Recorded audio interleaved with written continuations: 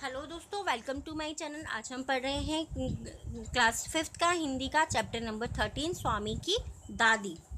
बैठक और भोजन कक्ष के बीच कम हवादार अंधेरे गलियारे की बंद सी कोठरी में स्वामीनाथन की दादी अपने सारे सामान के साथ रहती थी।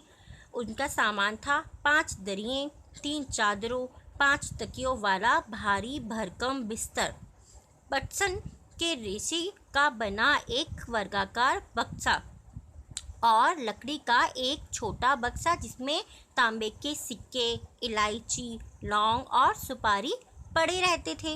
रात के भोजन के बाद स्वामीनाथन दादी के पास उनकी गोंद में सर रखे लौंग इलायची की गंध भरे वातावरण में अपने को बहुत प्रसन्न और सुरक्षित महसूस कर रहा था।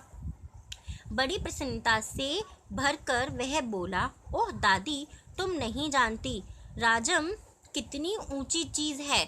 उसने दादी को राजम और मणि की पहले दुश्मनी और फिर दोस्ती की कहानी कह सुनाई। तुम्हें पता है, उनके पास सचमुच की पुलिस की वर्दी है। स्वामीनाथन बोला, सच? उसे पुलिस की वर्दी क्यों चाहिए? दादी ने पूछा।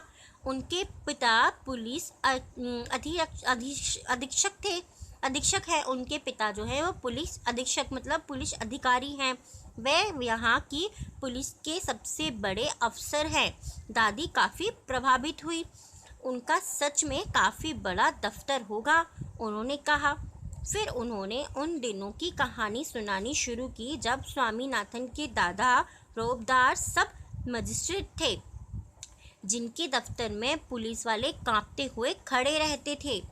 उनसे डरकर खूंखार से खूंखार डाकू तक भाग खड़े होते थे। स्वामीनाथन अधीर होकर उनकी कहानी खत्म होने का इंतज़ार करने लगा, लेकिन दादी बोलती ही गई, इधर उधर भटकती हुई और अलग अलग समय पर घटी घटनाओं को गड्ढमड्ढ करती हुई, यानी कि इधर से उधर उनको मिलाती हुई। उन्होंने कई सारी कहानियों को जो कि अलग अलग समय पर हुई थी उनको मिला दिया दादी ने। बस काफ़ी है दादी, उसने रूखे स्वर में कहा। उसने अपनी दादी को टोकते हुए कहा, मैं तुम्हें राजम के बारे में कुछ बताना चाहता हूँ। जानती हो उसे गणित में कितने नंबर मिलते हैं? सारे नंबर मिलते होंगे ना? दादी ने पूछा। अरे नहीं, उसे 100 में से 90 मिलते हैं।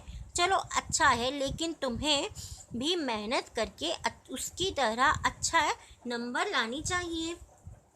तुम्हें पता है, तुम्हारे दादा कभी कभी ऐसे उत्तर लिखते थे कि परीक्षकों को भी चकित कर देते थे। किसी सवाल का जवाब देने में वे दूसरों के मुकाबले 10वां हिस्सा वक्त लेते थे और फिर उनके जवाब इतने शानदार होते थे कि कभी कभी उनके अध्यापक उन्हें 200 नंबर तक दे देते थे। जब उन्होंने एमए किया तो उन्हें इतना बड़ा मेडल मिला था कि मैं कई सालों तक उसे गले में पहनती रही।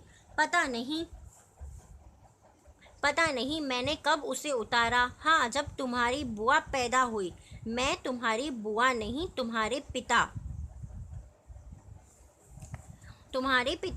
याद आया, तब बच्चा 10 दिन का था। अरे नहीं, मैंने पहले ठीक कहा था, तुम्हारी बुआ ही पैदा हुई थी। पता है वह मेडल अब कहाँ है? मैंने वह तुम्हारी बुआ को दिया और उस बेवकूफ़ ने उसे गलवाकर 4 चूड़ियाँ बनवा लीं। जो पहले मेडल मिलते थे वो गोल्ड के मिला करते थे, तो उन्होंने उसकी चूड़ियाँ बनवा ली, और वह भी इतनी मामूली सी चूड़ियाँ कि मैं हमेशा कहती रही हूँ कि हमारे परिवार में उस जैसा महामूर्ख कोई नहीं। और अब बस भी करो दादी, तुम बेकार ही पुरानी कहानियाँ सुनाती रहती हो। क्या तुम राजम के बारे में नहीं सुनना चाहती? हाँ हाँ, बोलो राजम के बारे में। दादी, जब राजम छोटा सा लड़का था तो उसने शेर मारा था। सच? बड़ा बहादुर लड़का है। तुम यह बात मुझे खुश करने के लिए कह रही हो, तुम्हें यकीन नहीं हुआ होगा। स्वामीनाथन ने बड़े उत्साह से कहानी सुनानी शुरू कर दी दादी को। राजन के पिता एक जंगल में डेरा डाले हुए थे। राजम उनके साथ था। अचानक 2 शेर उन पर झपटे और एक ने पीछे से हमला करके पिता को गिरा दिया। दूसरे ने राजम का पीछा किया और राजम एक झाड़ी के पीछे छुप गया और वहीं से गोली लगाकर शेर को मार डाला। दादी, क्या तुम सो गई? उसने कहानी खत्म होने पर पूछा। नहीं बेटा, सुन रही हूँ। अच्छा बताओ, कितने शेर आए थे? 2 शेर राजम पर झपटे थे, दादी ने जवाब दिया। स्वामीनाथन ने गलत जवाब से चिढ़ गया। मैं तुम्हें इतनी ज़रूरी बातें बता रहा हूँ और तुम नींद में न जाने क्या क्या उजूल फुजूल कल्पना किए जा रही हो। अब मैं तुम्हें कुछ नहीं बताऊँगा। उसको गुस्सा आ गया। मैं जानता हूँ तुम क्यों ऐसा कर रही हो। तुम राजम को पसंद नहीं करती। नहीं नहीं, वह तो बहुत प्यारा लड़का है, दादी ने बड़े विश्वास से कहा। उसने राजम को देखा तक नहीं था। स्वामीनाथन खुश हो गया। दूसरे ही क्षण उसके मन में एक नया संदेह पैदा हुआ। दादी, शायद तुम्हें शेर की कहानी पर विश्वास नहीं हो रहा है। मैं एक एक शब्द पर विश्वास करती हूँ, दादी ने स्वर में मिठास भरकर कहा। स्वामीनाथन को इससे खुशी हुई, लेकिन उसने चेतावनी के जोर पर जोड़ा।